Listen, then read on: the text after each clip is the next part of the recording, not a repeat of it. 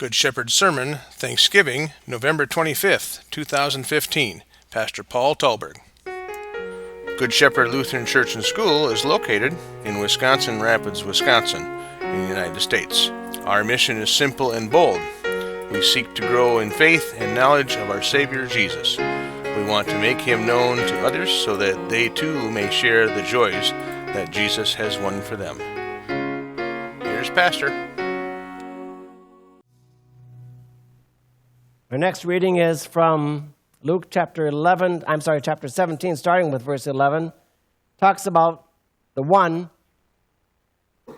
We all know already what I'm going to be reading, don't we? It's the one. Yeah, this guy really stands out in our minds.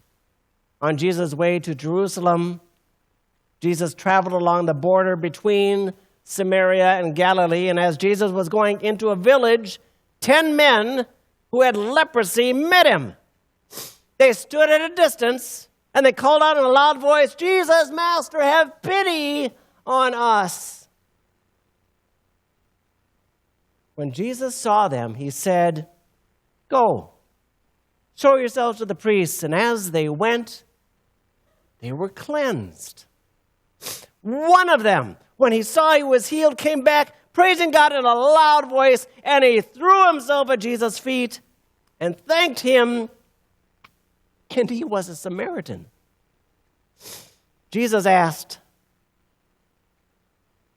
"Were not all 10 cleansed? Where are the other 9? Was no one found to give thanks to God except this foreigner?" And then Jesus said to him, "Rise and go. Your faith has made you well." Yeah, the one. We all know the one. Why did only one come back?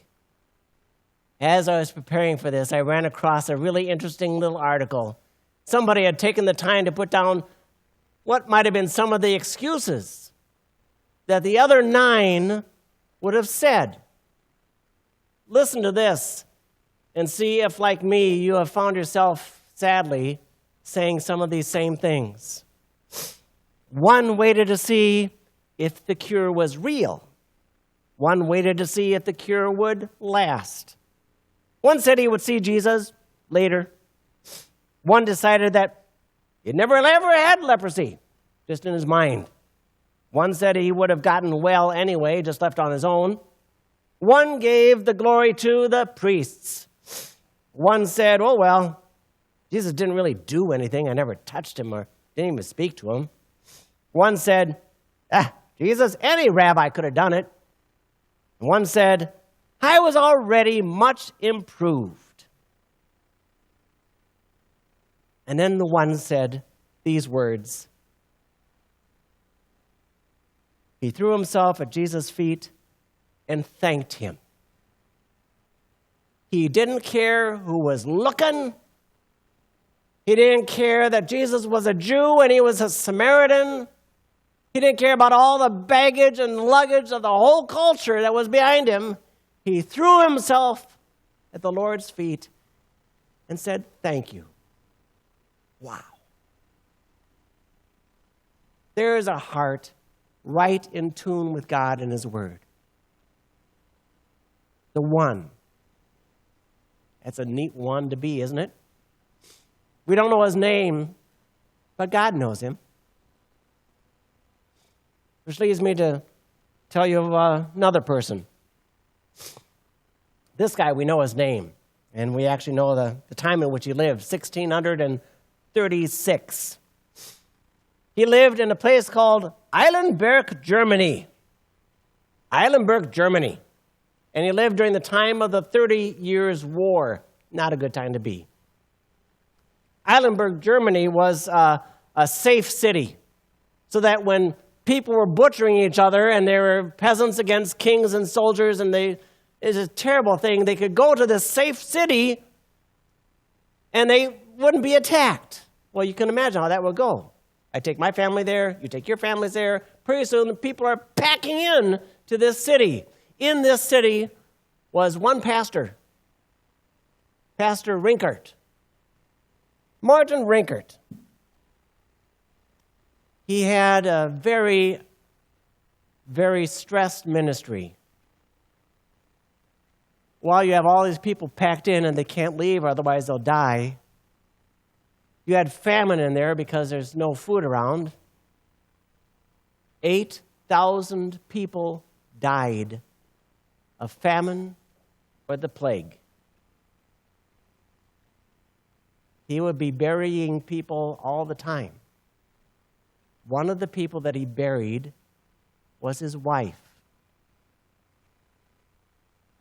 You would expect this Christian man to be crushed. But instead, he did a really amazingly wonderful thing. His children were still there, and he wanted his children to know the truth. And so he wrote them a little prayer, a Thanksgiving prayer. And he taught them it so that around the table they could say, now thank we all our God with heart and hands and voices. Wondrous things has done. Wondrous things has done in whom his world rejoices.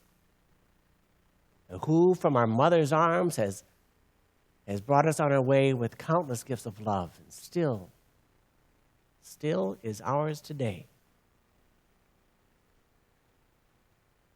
What a great one to give thanks to God. And that one little hymn verse that he taught to his children so they would understand who the true God is and give thanks no matter what was going on around them, we still sing that song today. Do we know it by heart like he does? Maybe not the words, but we know the attitude, right? We know what it's like to be lost and found. We know what it's like to be blind and now see. We know what it's like to be alone and now be surrounded with God forever and ever and all of his saints. Oh, my dear friends, we have so much to be thankful for. So in his name, let's join in singing, Now Thank We All Our God.